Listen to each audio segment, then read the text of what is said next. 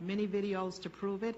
I've taken these videos to newspapers and to various places, even including, CDC, and everyone has just turned away as if this is hush-hush. I've had lawyers deny me assistance because they said this is too big. So in research, I found out that the former Congresswoman Cynthia McKinney asked for a reinvestigation under her resolution HR 1026 to reinvestigate COINTEL activities. I am constantly stalked. There's many covert activities that have followed me. Sleep deprivation, I don't have that too much now because I force myself, clocks, radios, too much liquids at nights, whatever, just to get up and get out the house. I've asked public housing from the executive director all the way down to fair hearing, which is still pending right now, to get me out of this place. But now I'm beginning to wonder, would it do any good? I've relocated 3 or 4 times, and I had a deputy officer or county officer tell me this will follow you. So when they pick their subjects, this goes with you. I would like all of this medical abuse to be investigated, and if possible for you to get back with us. I didn't know about this meeting until yesterday, and I do appreciate your letting me have this time to speak. Thank you. Thank you, Ms. Jones. Mr. Timothy White.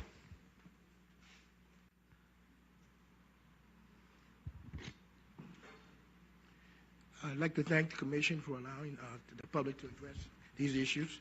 And it's been a lot of information, and it's been very good and enlightening. And I see I'm in the right place to provide the information I have.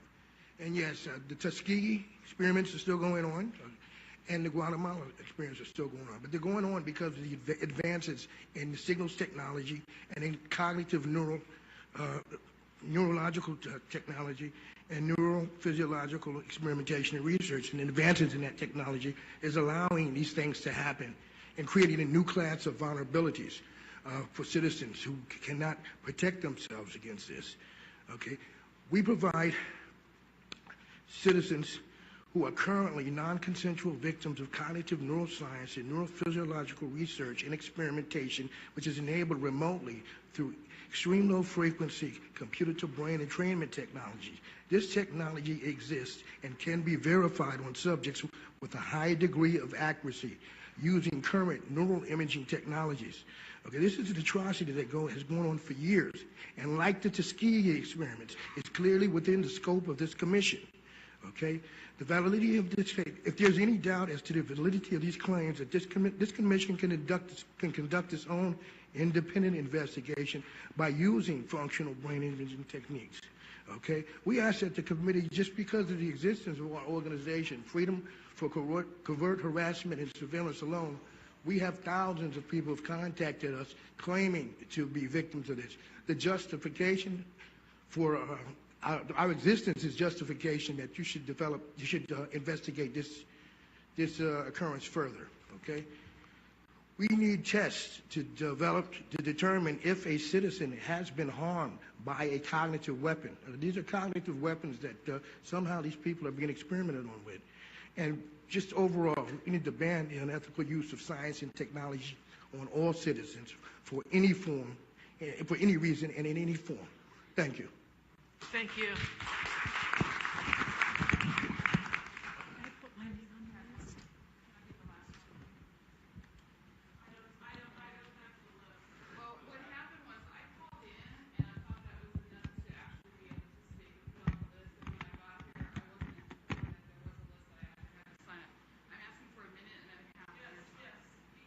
Have a minute. We have about 5 minutes left. So, okay. Well, I'll take 5 minutes.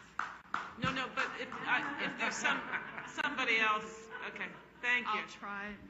Absolutely. Thank you. As you see, we have actually this is a minority of us. Approximately, let's say, I've spoken to probably 3,000 people. He's on probably 1,500. He's on 5,000. There's a lot of us across the U.S. And there's certain statistics, I think, that if you find that there is something going on wrong, that that you're going on wrong, that somewhere along the line somebody has to do an investigation. There's a certain percentage of illness, you do an investigation. If there's a certain amount of cancers in an area, same as Brockovich went and did the investigation, she found a certain amount. Well, we're presenting our case right now. You said you guys wanted to be in the know. We're giving you the information now so that you are in the know. There is something going on. It's electromagnetically issue, and it has to do with from cell phones all the way to directed energy. And I think yesterday some of the colleagues went ahead and said that we didn't really talk about whether there's energy weapons or not, but I mean, we have thousands and thousands of documentations about energy weapons themselves. And all we're asking for is an investigation on this. People are being harmed, people are being tortured, and people are being killed. And I think it's a pretty important thing for a bioethic committee to look into. And all we ask today is to please do that. And Mark, on March 1st, 2011, we came to you and we told you. And I don't know how many more people. My friends are dead, tortured to death by electronic weapons. And I don't know how many more people will die. And I hope I will be here again if you have this next year. Thank you very much.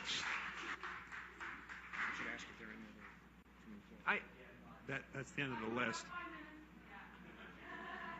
Are we? That's the end of the list. Okay.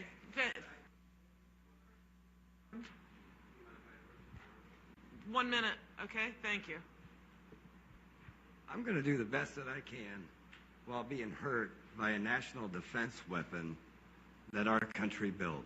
I love our country, but I am in contact and have been with the chief of the Department of Defense Fraud, Waste, and Abuse hotline. He's worked with me and my wife for 2 years, and he went to the Pentagon after we were aerosoled by a jet at 150 to 200 miles an hour, that being me and my wife.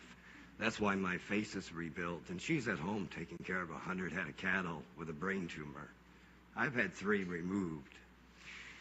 I guess my point would be this, is that I stood up to this program, and that would be the Joint Operations System that our country built with the non-lethal and less than lethal weapons system. And I'm the only one known in the world, besides the people that helped build this system, to have this actual pulse on camera and have caught it. And I would like to submit that disc, but I guess the one question I would have, it's okay, Eli, you don't have to beat me up for the microphone. The one question I would have is, first of all, I would like to submit this to you as promptly as possible, and then ask each and every one of you that 90% of the people that approached you spoke the same way I am, scared, but also spoke. They're speaking of directed energy weapons. That was phased out with the non-lethal and less than lethal programs, and we all know that. Most of you do anyways. Would you please help save my life?